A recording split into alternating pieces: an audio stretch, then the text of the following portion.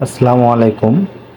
আজকে আমরা ইউপিভিসি পাইপের লিকেজ সমস্যা নিয়ে কাজ করব। একটি ইউপিভিসি ভাল্ব, এই ভাল্বটা ফেটে গেছে, এই পার দিয়ে পানি লিক করে। তো এইটাই আমরা মেরামত করব। প্রথমত সে জায়গাটাকে ভালোভাবে পরিষ্কার করে নেব, যে জায়গায় লিকটা করছে ভাল্বটা অফ করে পানি যেন না আসে, এবং তার ওপর পুটিং দেওয়ার জন্য একটা পাইপ সেম পরিমাণ যেটা দেখতেছেন এইভাবে কেটে নেব। কাটার পরে আমরা সে জায়গায় আমরা যে সলভেন্ট সিমেন্ট আছে, এই তো পিভিসি আলট্রা স্ট্রং, এটা পিভিসি এবং ইউপিভিসি এটা ইউজ করা যায়।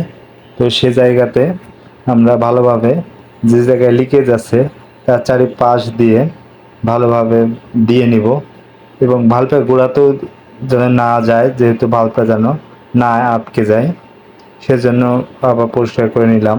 সাইডে একটু লেগে গেছিল, এরপরে আবার আমরা সুন্দর করে দিব সলভেন্ট সিমেন্টটা। এটা ভাল্বটা চেঞ্জ করার চাইতে স্ট্রং হবে।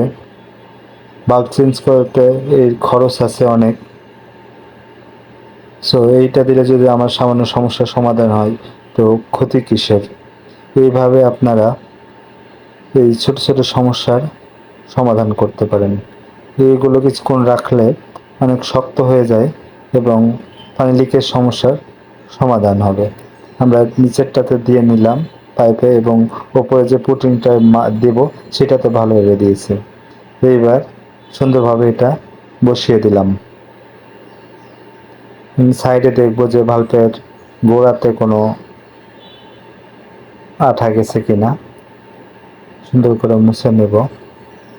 এভাবে আমরা 3-4 ঘন্টা রেখে দেব। রেখে দেওয়ার পরে পানিটা ছাড়বো, তাহলে আমাদের লিকের সমস্যার সমাধান হয়ে যাবে। আপনি চাইলেও বাসাতে নিজে এরকম ধরনের কাজগুলো প্লাম্বার ছাড়াই করতে পারেন। সেক্ষেত্রে আপনার টাকা সেভ হবে অনেকটাই। তো ধন্যবাদ সবাইকে আমার এই ভিডিওটি দেখার জন্য। এরকম আরও ভিডিও দেখতে আমাদের চ্যানেলটি লাইক, কমেন্ট এবং শেয়ার করবেন। আসসালামু আলাইকুম ওয়া রাহমাতুল্লাহ।